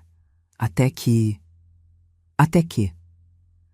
uma noite, há 2 semanas, eu acordei e ouvi minha mãe ao telefone. Ela estava falando com uma amiga. E eu ouvi tudo. O ar na sala ficou pesado. Ela estava rindo, dona Neuza. Rindo, dizendo como tinha sido fácil manipular a gente, como a Marcela era boba e influenciável. Como o plano dela era fazer a Marcela convencer a senhora a colocar essa casa como garantia de empréstimo para pagar as dívidas dela. Senti o sangue ferver, mas mantive a expressão neutra. Ela disse literalmente: essas velhinhas viúvas sempre têm casa quitada e não fazem nada com o patrimônio. É só a Marcela chorar um pouco que a mãe dela cede. E quando conseguir o dinheiro, eu mando os 2 embora e fico com tudo. Fechei os olhos. Mesmo sabendo de tudo através do investigador, ouvir aquilo da boca do Fábio doía de um jeito diferente. Eu confrontei ela no dia seguinte. Ela nem negou. Disse que era assim que o mundo funcionava, que cada um tem que se virar. Que eu era fraco por não entender isso. E você fez o quê? Peguei a Marcela e saímos de lá na mesma hora. Estamos morando num quarto alugado, dividindo o banheiro com outras 5 pessoas. Mas pelo menos estamos longe dela. E a Marcela? Como ela está? A voz de Fábio falhou. Destruída, dona Neuza. Ela chora todo dia, não dorme direito, está se culpando por tudo. Diz que a senhora tinha razão desde o começo, que ela foi burra, que perdeu a única pessoa que realmente se importava com ela. As lágrimas ameaçaram subir, mas eu segurei.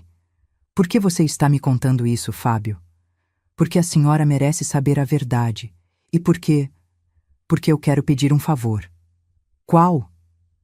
Dê uma chance para a Marcela explicar. Não estou pedindo para a senhora perdoar. Não estou pedindo para deixar ela voltar. Só escute ela. De verdade. Ela precisa disso. Precisa fechar esse ciclo. Fiquei em silêncio por longos segundos. Fábio me olhava com uma mistura de esperança e medo.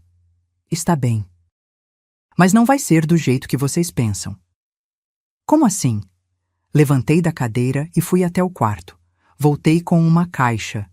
Não a de mogno, mas outra, onde eu tinha guardado todos os documentos que o Dr. Henrique e a Fabiana tinham me ajudado a organizar.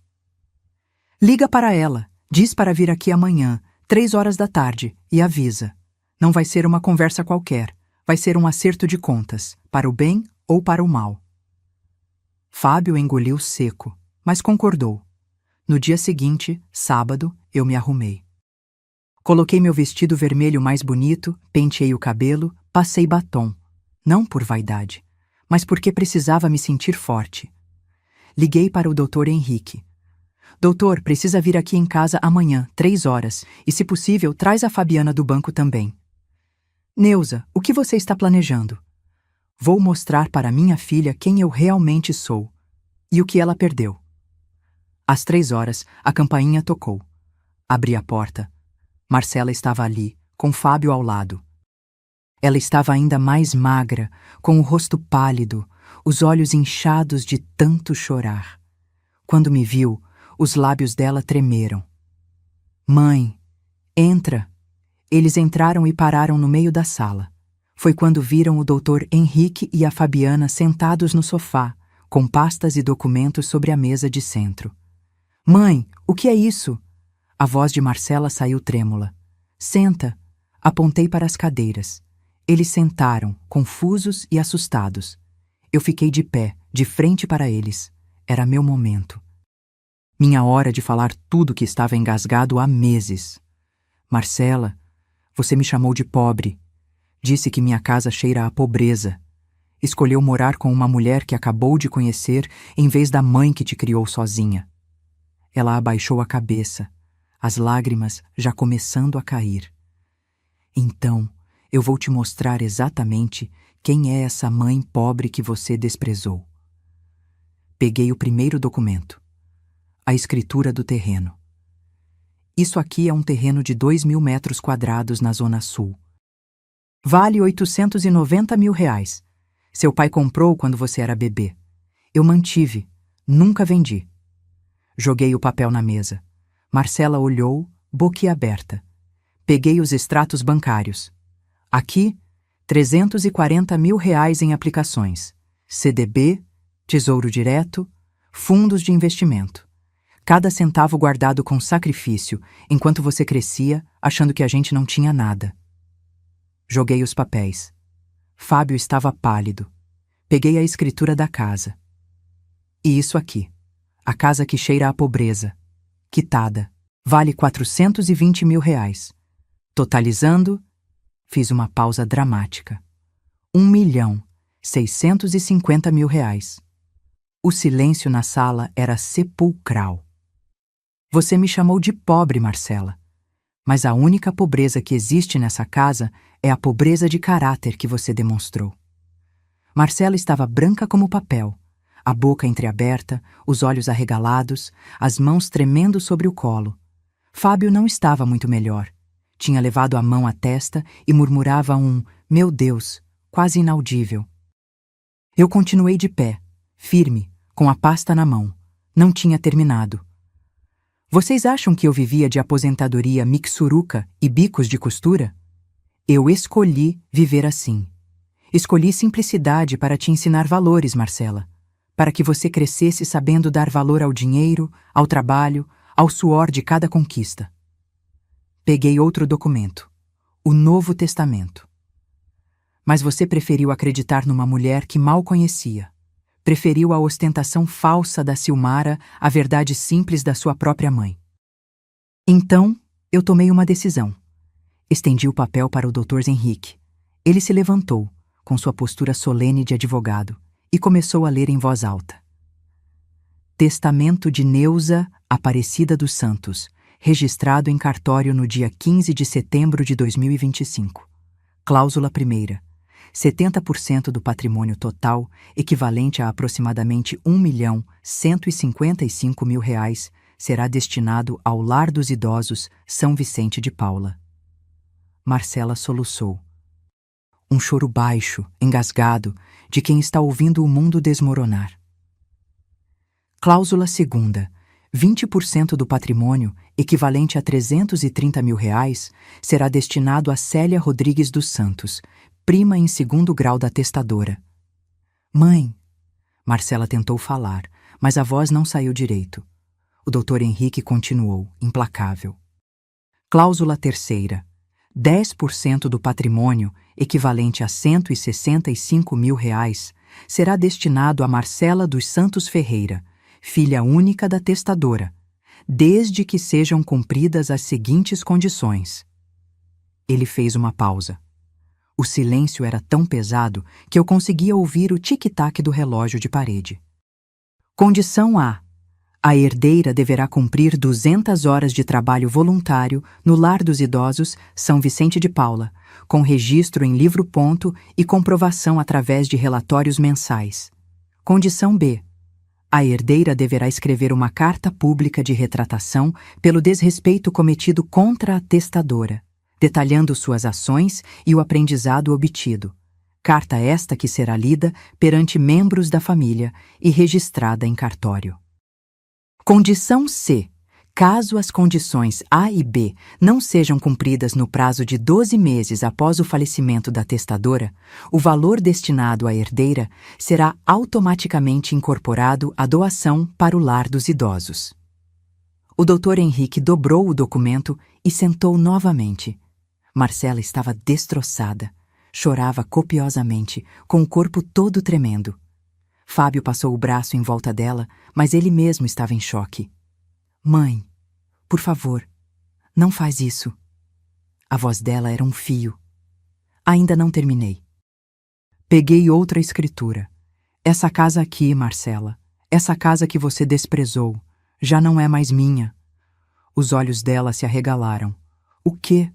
Eu a doei, em vida, para a Jéssica, sua prima. A menina de 22 anos que está terminando faculdade de enfermagem, que sempre me respeitou, que sempre me visitou. Ela agora é a dona legal desse imóvel. A senhora deu minha herança para a Jéssica? A voz de Marcela subiu, histérica agora. E ali estava, o que eu precisava ouvir. A prova final de que ela não tinha entendido nada. Sua herança? Minha voz saiu cortante como navalha. Herança não é direito, Marcela. É presente, é escolha de quem doa. E você acha que merece receber alguma coisa depois de tudo que fez? Eu sou sua filha. E eu sou sua mãe, a mãe que você chamou de pobre, a mãe cuja casa você disse que fedia, a mãe que você abandonou sem olhar para trás. Levantei da cadeira e fui até ela. Me abaixei para ficar na altura dos olhos dela. Você não queria essa casa, Marcela. Você deixou bem claro. Então eu dei para alguém que a valoriza. Alguém que entende que casa não é sobre metragem ou acabamento de luxo. É sobre amor. E esse conceito você esqueceu. Marcela soluçava incontrolavelmente agora. Fábio estava com o rosto enterrado nas mãos. Mas eu não sou cruel. Continuei, minha voz baixando o tom. Eu ainda sou sua mãe. Então deixei R$ 165.000 para você.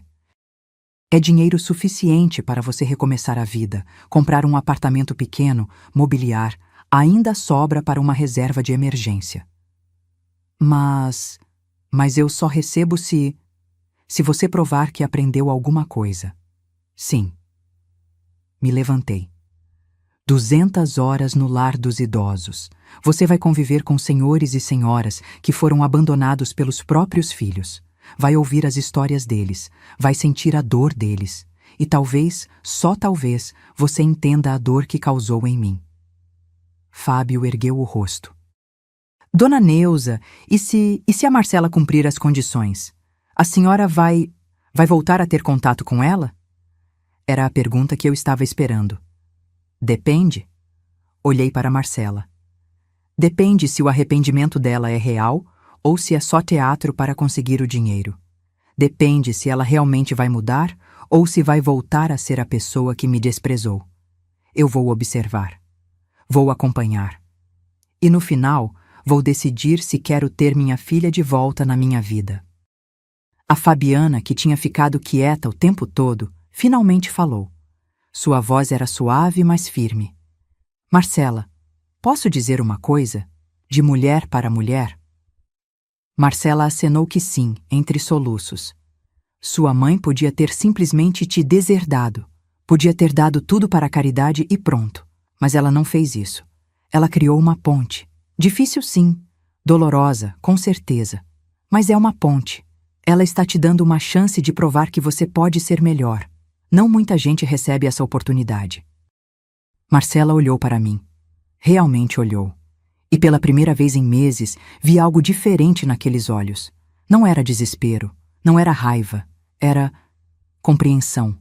Dolorosa, tardia, mas genuína. Mãe, eu não tenho nem palavras para dizer o quanto eu estraguei tudo. Não tem mesmo. Palavras nesse momento não significam nada.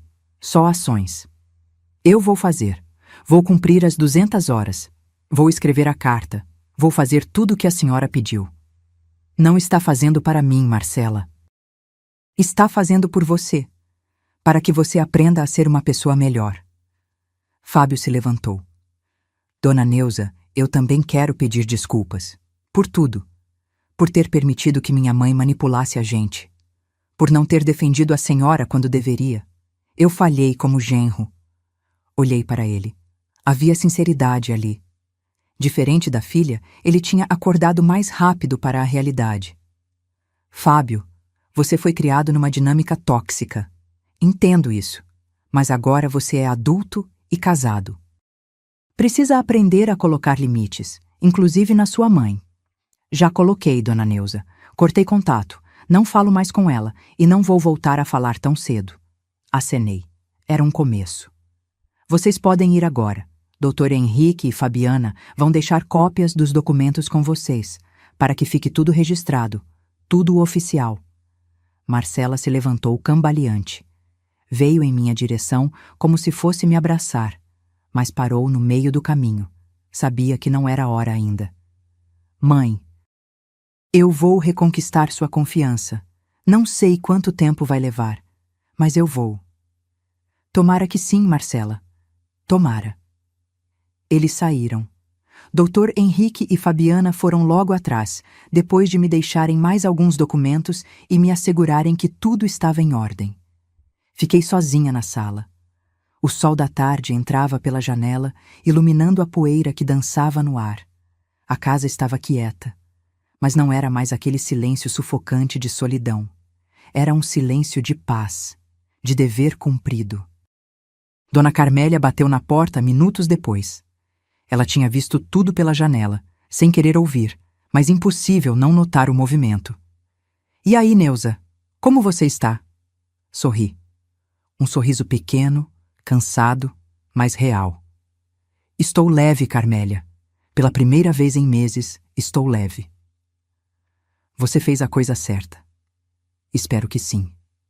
Naquela noite preparei um jantar só para mim.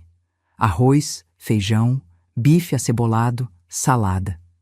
Coloquei a mesa bonita, acendi uma vela pequena, botei uma música suave no rádio. E comi devagar, saboreando cada garfada. Não estava comemorando. Estava apenas vivendo, existindo, me permitindo respirar sem o peso da culpa, da dor, da angústia. Porque pela primeira vez eu tinha escolhido a mim mesma. E isso não era egoísmo. Era amor próprio. 6 meses. 180 dias podem parecer pouco no calendário, mas na vida real, quando você está reconstruindo tudo do zero, cada dia pesa como uma semana. Eu me mudei, sim. Depois de doar a casa para Jéssica, decidi que era hora de começar um novo capítulo.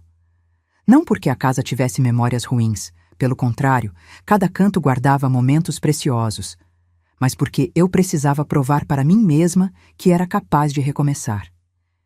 que aos 68 anos a vida ainda tinha muito a me oferecer. Comprei um apartamento pequeno, aconchegante, num condomínio para pessoas acima de 60 anos. 2 quartos, varanda com vista para um jardim interno, portaria 24 horas. Paguei à vista, R$ 280 mil. O dinheiro saiu das minhas aplicações sem nem fazer cócegas no saldo. O condomínio era cheio de vida. Diferente do que eu imaginava, não era um lugar de velhinhos tristes esperando o fim. Era gente ativa, vibrante, recomeçando. Tinha aulas de pintura às terças, grupo de leitura às quintas, caminhadas no parque aos domingos. Fiz amigas. Dona Beatriz, 71 anos, viúva como eu, que pintava aquarelas lindas. Seu Joaquim, 74, viúvo também, que tocava violão e sempre animava as tardes com músicas antigas. Dona Irene, 66, divorciada, que tinha acabado de tirar carteira de motorista e vivia planejando viagens de carro.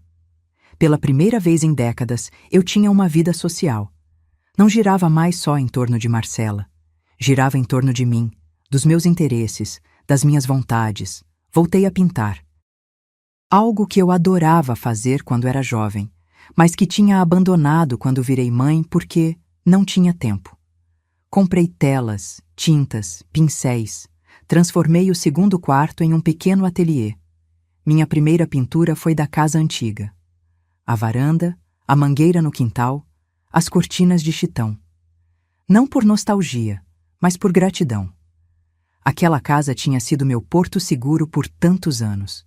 Merecia ser eternizada. Dona Beatriz viu a pintura e chorou. Neuza, você tem talento. Por que escondeu isso por tanto tempo? Eu sorri, porque achei que não merecia ter tempo para mim. E agora? Agora sei que mereço. Jéssica me visitava todo fim de semana. A menina tinha ficado radiante com a casa.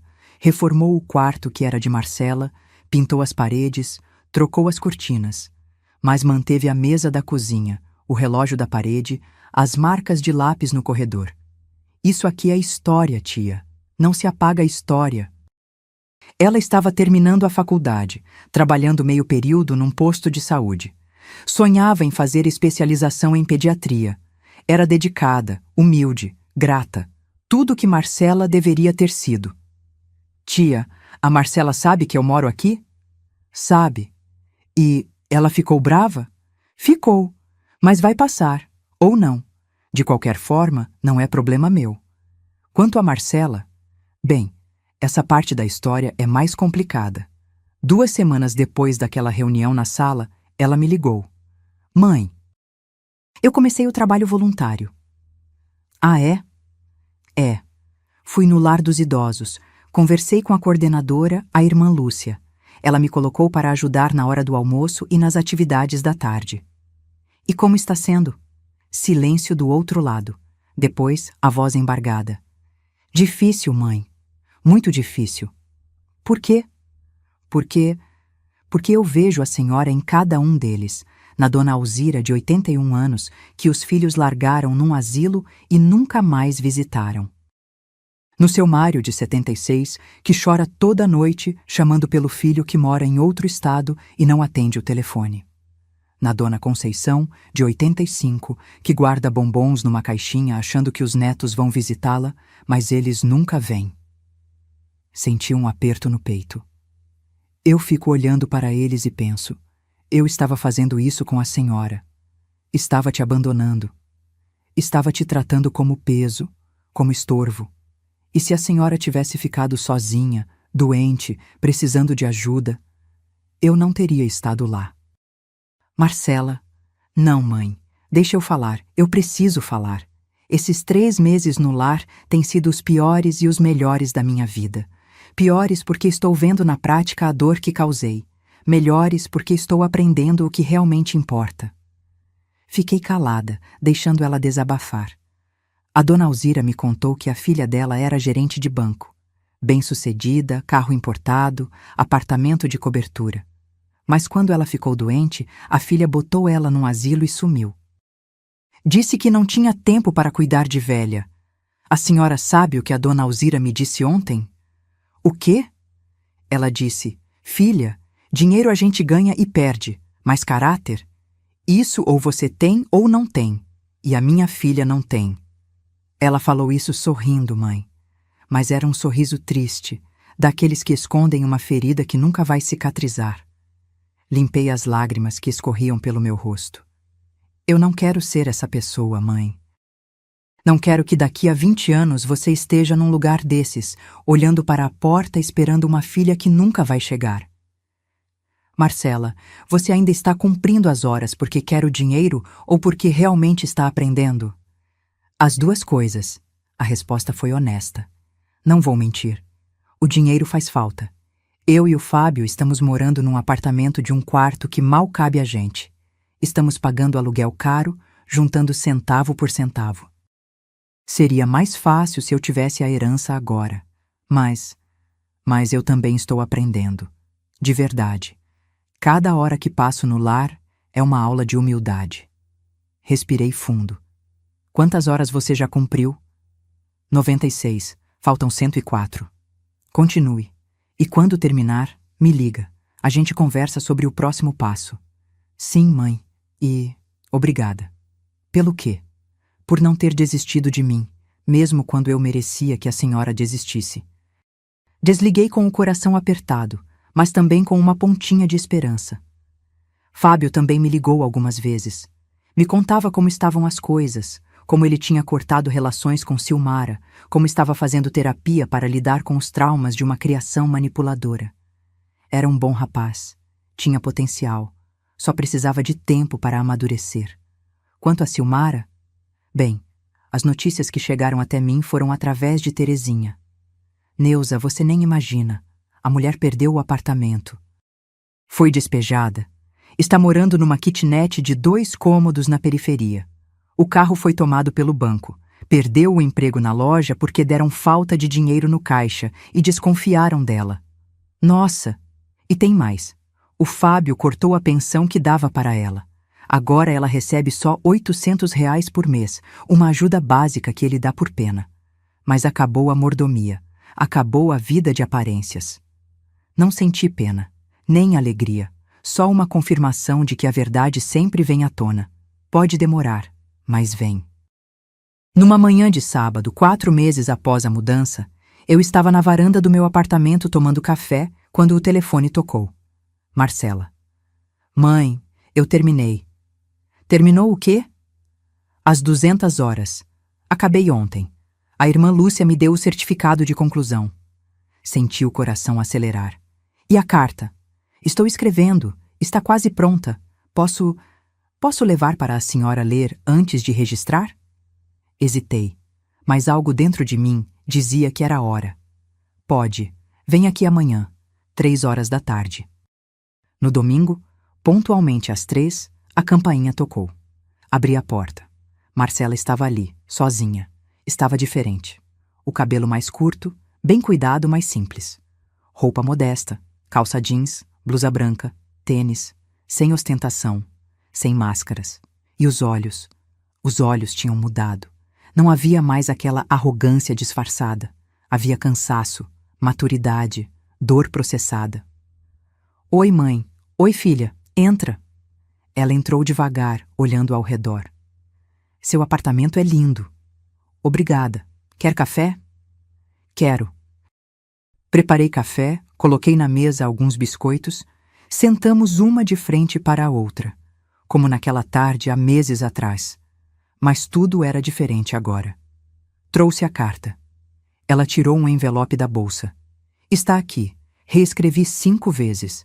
Ainda não sei se está boa, mas é o melhor que consegui fazer. Peguei o envelope. Estava pesado. Abri devagar e comecei a ler. Minha querida mãe, escrevo essa carta com as mãos tremendo e o coração partido. Não por obrigação, mas por necessidade.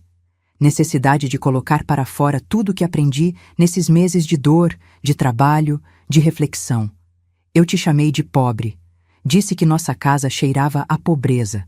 Saí arrastando malas, sem olhar para trás, como se você fosse um peso do qual eu precisava me livrar. Hoje, depois de 200 horas convivendo com idosos abandonados, depois de ouvir histórias de mães que deram tudo e não receberam nada em troca, depois de ver a dor estampada no rosto de gente que só queria um abraço, uma visita, um "eu te amo", hoje eu entendo. A pobreza não estava na nossa casa, mãe. A pobreza estava em mim, na minha falta de gratidão, na minha vaidade, na minha cegueira. Eu troquei ouro por vidro. Troquei amor verdadeiro por falsidade embalada em papel de presente. A senhora sempre foi rica. Rica em caráter, em dignidade, em amor. Trabalhou calada, investiu em silêncio, construiu um patrimônio sem alarde. Não para ostentar, mas para me dar segurança. E eu cuspi nessa segurança. Conheci a dona Alzira. Ela tem 81 anos e chora todo dia esperando uma filha que nunca vem. Conheci o seu Mário, que guarda cartas antigas do filho e as relê toda noite antes de dormir. Conheci a dona Conceição, que prepara bolinhos achando que os netos vão visitá-la, mas eles nunca aparecem, e em cada um deles eu via você. Via o que eu estava fazendo, via onde eu ia chegar se não acordasse. Mãe, eu não mereço seu perdão, não mereço sua herança, não mereço nem estar aqui escrevendo essa carta, mas estou escrevendo porque preciso que a senhora saiba. Eu mudei. Não da noite para o dia. Não com mágica, mas mudei. Aprendi que casa não é sobre metragem, é sobre amor. Aprendi que riqueza não é sobre quanto você tem no banco, é sobre quanto você tem no coração. Aprendi que mãe é para sempre, mesmo quando a gente é burra demais para enxergar isso. Se a senhora me perdoar, vou passar o resto da minha vida honrando esse perdão. Se não perdoar, vou entender. Porque a dor que causei não tem tamanho de desculpa que caiba. Eu te amo, mãe. Sempre amei. Só estava perdida demais para mostrar. Sua filha, Marcela. Tonto. Terminei de ler com as lágrimas escorrendo livremente. Dobrei a carta devagar, coloquei de volta no envelope. Marcela estava chorando também. Esperando, com medo, com esperança. Está boa, mãe? Dá para registrar? Olhei para ela. Realmente olhei. E vi, finalmente, a filha que eu tinha criado. Não a mulher arrogante que me desprezou, mas a menina que aprendi a amar desde o primeiro segundo de vida. Está perfeita. Ela soltou um suspiro aliviado. Marcela, eu não vou dizer que está tudo bem, porque não está. A ferida ainda dói, mas está cicatrizando. Eu sei, mãe. E não vou fingir que a gente volta a ser como antes, porque não volta. A gente vai ter que construir algo novo, do zero. Eu topo, mãe. Eu topo reconstruir quantas vezes for preciso. Me levantei e fui até ela. Segurei seu rosto com as 2 mãos. Então vamos reconstruir, devagar, com paciência, com respeito mútuo. Ela se levantou e me abraçou. Um abraço apertado, daqueles que a gente dá quando tem medo de soltar e perder de novo. Ficamos assim por longos minutos, mãe e filha, quebradas, mas juntas. Nos meses seguintes, Marcela me visitava todo domingo. Trazia Fábio junto, tomávamos café, conversávamos, eu mostrava minhas pinturas, ela me contava sobre o trabalho. Aos poucos, a relação foi se reconstruindo. Tijolo por tijolo. Ela registrou a carta em cartório. Leu em voz alta numa pequena reunião de família. Eu, Jéssica, Fábio, Dona Carmélia, Doutor Henrique. Foi doloroso, mas foi necessário. E quando completou 1 ano desde a mudança, eu liguei para ela. Marcela, vamos almoçar fora amanhã. Só nós 2. Sério, mãe. Sério. Fomos num restaurante simples, daqueles por quilo. Comemos arroz, feijão, picanha, farofa. Conversamos sobre amenidades, sobre a vida, sobre planos futuros. No final, entreguei a ela um envelope. O que é isso? Abre. Ela abriu. Dentro, um cheque de R$165 mil. Mãe, eu não... Você cumpriu as condições. O dinheiro é seu. Mas a senhora não precisa dar agora. Pode esperar. Sorri. Marcela, eu não vou viver para sempre. E quero ver você usar esse dinheiro com sabedoria enquanto ainda estou aqui para orientar. Ela segurou o cheque com as mãos tremendo. Eu prometo, mãe. Prometo que vou usar direito. Vou comprar um apartamento pequeno, vou mobiliar com simplicidade, vou guardar uma parte para emergências. Eu sei, filha. Confio em você. Hoje, 1 ano e meio depois de tudo, a vida segue. Marcela e Fábio compraram um apartamento de 2 quartos num bairro modesto. Mobiliaram aos poucos, com móveis simples, mas de qualidade. Ela voltou a estudar. Está fazendo faculdade de pedagogia, o sonho antigo. Fábio foi promovido no trabalho. Eles ainda me visitam todo domingo. E sempre que podem, levam bolo, flores, carinho. Jéssica se formou em enfermagem. Passou num concurso público. Está namorando um rapaz da igreja. Ela cuida da casa antiga com zelo, como se fosse um patrimônio sagrado. Por que é? Eu continuo no meu apartamento, pintando, lendo, vivendo. Dona Beatriz e eu fizemos uma pequena exposição no salão de festas do condomínio. Vendemos 3 telas. Doei o dinheiro para o lar dos idosos. Silmara, nunca mais ouvi falar. E não faço questão. Numa tarde de domingo, Marcela chegou com uma notícia. Mãe, eu estou grávida. O mundo parou. Eu ia ser avó. Quanto tempo? 2 meses. Descobri semana passada. Me levantei e a abracei. Parabéns, minha filha. Você vai ser uma ótima mãe. Mãe, eu queria te pedir uma coisa. Fala. Quando o bebê nascer, você aceita ser a madrinha? Não no papel, mas na vida. Quero que meu filho cresça conhecendo a avó de verdade. A avó que ensina valores, que conta histórias, que mostra o que é amor verdadeiro. Chorei. Chorei de alegria. Eu aceito, com todo o meu coração. Hoje, enquanto escrevo essas últimas linhas da minha história, olho pela varanda e vejo o sol se pondo. Alaranjado, bonito, prometendo um novo amanhecer. Aprendi que perdão não é esquecer. É escolher não deixar a mágoa comandar sua vida. Aprendi que amor verdadeiro às vezes precisa ser duro para ser real. Aprendi que riqueza não se mede em reais, mas em dignidade, respeito, gratidão. Marcela aprendeu, do jeito mais doloroso possível, mas aprendeu. E eu? Eu aprendi que nunca é tarde para recomeçar, para escolher a si mesma, para viver com leveza. Porque no final, o que fica não é o tamanho da casa, o valor da conta bancária ou a marca do carro. O que fica é o legado de caráter que você deixa. E esse legado não tem preço. É a verdadeira riqueza. Siadi Nomon, se essa história tocou seu coração, me conta nos comentários. De onde você está assistindo? E me diz, você já passou por algo parecido? Já teve que impor limites em alguém que amava? Deixe seu like se você acredita que respeito e dignidade vêm antes de qualquer coisa. E se inscreva no canal para continuar acompanhando histórias reais de superação, justiça e amor próprio. Porque aqui a gente não romantiza abuso. A gente ensina que todo mundo merece ser tratado com respeito, inclusive e principalmente pelas pessoas que a gente ama. Até a próxima história. E lembre-se, você vale muito mais do que qualquer um já te fez acreditar. Fim.